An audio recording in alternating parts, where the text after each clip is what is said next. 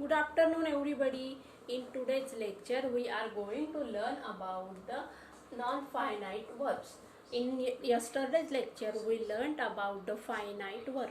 Now we are going to learn about the non-finite verb.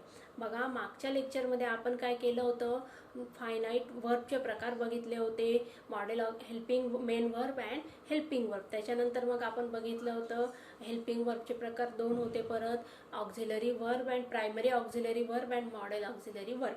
Primary ऑक्झिलरीमध्ये to be, to have and to do. To बीचे म्हणजे verb कुठले कुठले आहेत मग am, is, are, was, were, will, shall.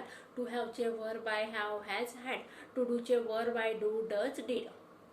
त्यानंतर बघितलं होतं आपण मॉडेल ऑक्झिलरी वर्ब्स.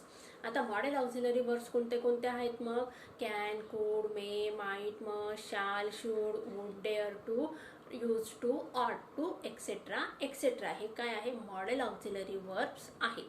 मग अशा प्रकारे आपण मागच्या लेक्चरमध्ये वर्बचे प्रकार बघितले. त्यानंतर आपण पुढचं चॅप्टर बघितलं होतं, त्यामधलाच पुढचा पार्ट बघितला होता finite and non finite verbs. आता फायनाईट वर्ब म्हणजे काय, असे वर्ब की जे वाक्यामध्ये नंबर आणि पर्सन आणि टेन्सनुसार चेंज होतात, त्याला काय म्हणायचं, फायनाईट वर्ब. फायनाईट वर्ब म्हणजे जे वाक्यामध्ये नंबर, पर्सन आणि टेन्सनुसार चेंज होतात, त्याला म्हणायचं फायनाईट वर्ब. मग आता नॉन फायनाईट वर्ब म्हणजे काय, ते पण आपण शिकलेलो होतो. नॉन फायनाईट वर्ब म्हणजे असे वर्ब की जे नंबर, पर्सन आणि टेन्सनुसार अजिबात बदलत नाहीत, त्यांना काय म्हणायचं, नॉन फायनाईट वर्ब. मग आता या नॉन फायनाईट वर्बचे तीन प्रकार आहेत, ते आज आपल्याला डिटेलमध्ये डिस्कस करायचं आहे. चला बघूया, let us start. Non finite verb is divided into 3 parts. पहिला पार्ट आहे बघा gerund, infinitive and participle. Non finite verb हे 3 प्रकारामध्ये डिवाइड करण्यात आलेलं आहे. त्यातलं पहिलं नाव आहे त्याचं एका प्रकाराचं जिरंड, दुसरं नाव आहे इन्फिनेटिव्ह आणि तिसरं पार्ट आहे पार्टिसिपल. पार्टिसिपलचे 2 प्रकार आहेत, present participle and past participle. आता प्रेझेंट पार्टिसिपल म्हणजे काय, पास्ट पार्टिसिपल म्हणजे काय, जिरंड म्हणजे काय, इन्फिनेटिव्ह म्हणजे काय, ते मी सर्व तुम्हाला आता समजावून सांगत आहे. तो सगळ्यांनी लक्षपूर्वक ऐकायचं आहे. बघूया मग आता जिरंड म्हणजे काय. आता जिरंड म्हणजे जिरंड हे वाक्यामध्ये नाऊनचं काम करत असतं. आता जिरंड म्हणजे काय, मग वर्ब प्लस आयएनजी. इथे लिहिले बघा मी V1 प्लस आयएनजी. जिरंड कसं बनत असतं, वर्बच्या पहिल्या फॉर्मला जर आपण आयएनजी लावलं तर त्याला काय म्हणायचं, जिरंड. बघूया आता या ठिकाणी वर्बचा फर्स्ट फॉर्म आहे स्विम. बघा V1 काय आहे, स्विम, त्याला काय लावलं मी, आयएनजी, स्विमिंग. मग हे काय झालं, आयएनजी लावल्यामुळे हे काय झालेलं आहे, जिरंड झालेलं आहे. आता हेला कशा ट्रान्सफर झालं, जिरंड मध्ये ट्रान्सफर झालेलं आहे. स्विम ट्रान्सफर झालं स्विमिंग मध्ये, म्हणजे ते काय आहे, जिरंड आहे. जिरंड काय करत असतं, वाक्यामध्ये व्हर्बल नाऊनचं काम करत असतं. जिरंडला काय म्हटलं जात असतं, व्हर्बल नाऊन सुद्धा म्हटलं जात असतं. मोस्टली त्याला जिरंड म्हणूनच ओळखलं जात असतं, पण ते वाक्यामध्ये नाऊनचं पण काम करत असतं. आता जिरंड हे वाक्यामध्ये सब्जेक्टच्या पोझिशनला पण येऊ शकतं आणि ऑब्जेक्टच्या पोझिशनला पण येऊ शकत असतं. मग काय लक्षात ठेवायचं आहे, वर्बला जर आयएनजी लागलं त्याला काय म्हणायचं, जिरंड. वर्बला जर आयएनजी लागलेलं आहे तर त्याला काय म्हणायचं, जिरंड म्हणायचं आहे. आता एक्झाम्पल्स दिलेत बघा मी. Swimming is a good hobby. काय सांगितलं मी, जिरंड कसं ओळखायचं आहे, वर्ब प्लस आयएनजी, त्याला काय म्हणायचं, जिरंड. मग आता या ठिकाणी वर्ब काय आहे, मेन वर्ब स्विम आहे, त्याला काय लागलेलं, आयएनजी लागलेलं आहे. मग हे स्विमिंग काय आहे, जिरंड आहे, याला काय लिहायचं, मग जिरंड म्हणायचं आहे.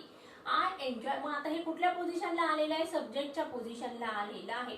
मग आता या ठिकाणी आपण काय म्हणू, the gerund work as the verb subject in the position. आता हे जिरंड कुठं आलेलं आहे, सब्जेक्टच्या पोझिशनला आलेलं आहे. ते वर्बचं नाउन म्हणून काम करत आहे.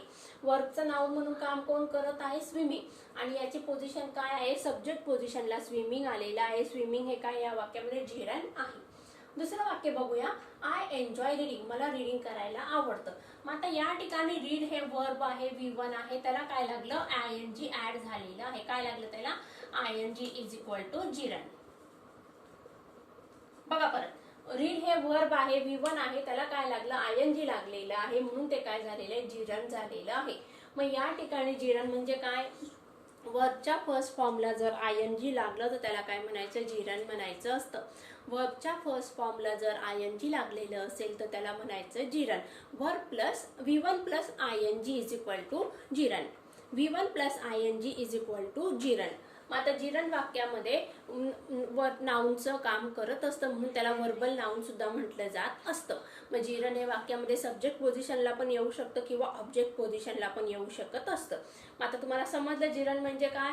V1 plus ING is equal to gerund. आता बघूया आपल्याला पुढचा पार्ट बघायचा आहे नॉन फायनाइट वर्बचा इन्फिनेटिव्ह. नॉन फायनाइट वर्बचा दुसरा प्रकार आहे इन्फिनेटिव्ह. आता इन्फिनेटिव्ह म्हणजे काय मग.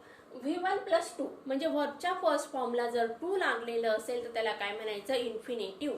वर्बच्या फर्स्ट फॉर्मला जर आपण 2 लावलं तर त्याला काय म्हणायचं इन्फिनेटिव्ह.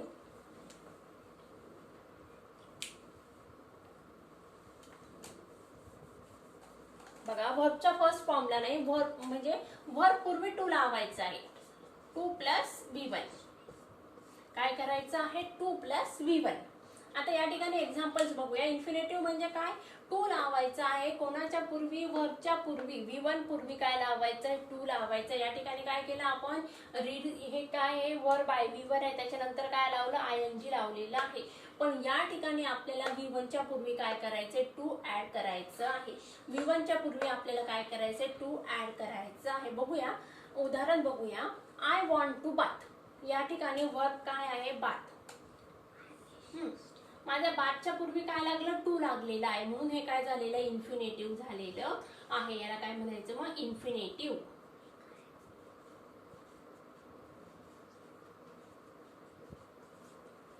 काय म्हणायचं याला इन्फिनेटिव्ह. कारण का वर्बचा बेस फॉर्म आहे V1 आहे बाथ त्याच्या पूर्वी काय लागलं 2 लागलेलं आहे म्हणून याला काय म्हणायचं इन्फिनेटिव्ह म्हणायचं असतं. आता बघा to delay is bad. To delay delay हे V1 आहे त्याच्या अगोदर काय लागलं 2 लागलेलं आहे. बघा डिलेच्या अगोदर काय लागलं 2 लागलेलं आहे म्हणून याला काय म्हणायचं इन्फिनेटिव्ह असं म्हणायचं असतं. टू डिले इज बॅड म्हणजे टूच्या अगोदर डिलेच्या अगोदर काय लागलेलं आहे 2 लागलेलं आहे म्हणून हे कशाचं काम करतं याला काय म्हटलं जात असतं इन्फिनेटिव्ह म्हटलं जात असतं. मग इन्फिनेटिव्ह कसं ओळखायचं असतं वाक्यामध्ये वर्बच्या पूर्वी V1 च्या पूर्वी जर 2 लागलेलं असेल V1 च्या पूर्वी जर 2 लागलेलं असेल तर त्याला काय म्हणायचं इन्फिनेटिव्ह म्हणायचं असतं. वर्बच्या फर्स्ट फॉर्मच्या पूर्वी जर 2 ऍड केलेलं असेल तर त्याला काय म्हणायचं इन्फिनेटिव्ह. फॉर एक्झाम्पल बघा प्ले त्याच्या अगोदर लावलं मी 2 to play. Drink to drink. Swim to swim. Work to work. मग याला काय म्हणायचं इन्फिनेटिव्ह म्हणायचं असतं. मग आता इन्फिनेटिव्ह पण वाक्यामध्ये सब्जेक्टच्या पोझिशनला पण येऊ शकतं किंवा ऑब्जेक्टच्या पोझिशनला पण येऊ शकत असतं. मग तुम्हाला परीक्षेमध्ये बघा वाक्यामध्ये इन्फिनेटिव्ह फाइंड आउट करा किंवा जिरंड ओळखा असा प्रश्न विचारला जात असतो. विशेषतः इंग्लिश मीडियमचे जे मुलं आहेत 9वीचे त्या मुलांना त्यांचा जो पहिला 10 मार्कांचा जो प्रश्न असतो त्या प्रश्नामध्ये त्यांना इन्फिनेटिव्ह ओळखा आणि जिरंड ओळखा असा प्रश्न विचारलेला असतो. 1 मार्काला प्रश्न असतो. अतिशय सोपा आहे. तुम्हाला इन्फिनेटिव्ह म्हणजे काय किंवा जिरंड म्हणजे काय ते ओळखता आलं तुम्हाला पटकन 1 मार्क मिळणार आहे. त्याचबरोबर आपल्या 10वीचा बोर्डाचा जो प्रश्न आहे त्यामध्ये सिंपल कॉम्प्लेक्सचं कंपाऊंड करायचं असतं. वाक्याचं सिंथेसिस करायचं असतं. त्या ठिकाणी आपल्याला इन्फिनेटिव्ह आणि जिरंडचा वापर करून वाक्यामध्ये चेंजेस करायचे असतात किंवा ॲफर्मेटिव्हचं निगेटिव्ह करताना पण या ठिकाणी आपल्याला त्याचा वापर करता येऊ शकत असतो. मोस्टली आपल्याला याचा वापर कुठं करायचा आहे सिंथेसिस ऑफ द सेंटेन्सेसमध्ये याचा वापर केला जात असतो. मग आता इथपर्यंत लक्षात आलं का बघा विद्यार्थ्यांनो. जिरंड म्हणजे काय वर्ब पूर्वी वर्बच्या बेस फॉर्मला काय लागलेलं आहे ING लागलेलं आहे त्याला काय म्हणायचं जिरंड. जिरंड हे वाक्यामध्ये नाउनचं काम करत असतं म्हणून त्याला वर्बल नाउन म्हटलं जात असतं. आणि त्याचबरोबर काय ते वाक्यामध्ये सब्जेक्टच्या पोझिशनला पण येतं किंवा ऑब्जेक्टच्या पोझिशनला पण ते काम करत असतं किंवा येऊ शकत असतं. दुसरं बघितलं आपण बघा इन्फिनेटिव्ह बघितलेलं आहे. इन्फिनेटिव्ह म्हणजे काय मग वर्बच्या पूर्वी 2 लागलेलं आहे. V1 च्या पूर्वी जर 2 लागलं तर त्याला काय म्हणायचं इन्फिनेटिव्ह. इन्फिनेटिव्ह म्हणजे काय बघा मग bath to bath. Delay to delay. मग आता या ठिकाणी टू डिले काय आहे इन्फिनेटिव्ह आहे. टू बाथ काय आहे इन्फिनेटिव्ह आहे. आता इन्फिनेटिव्हचे परत 2 प्रकार पडतात. इन्फिनेटिव्हचे काय होतात परत 2 प्रकार पडत असतात.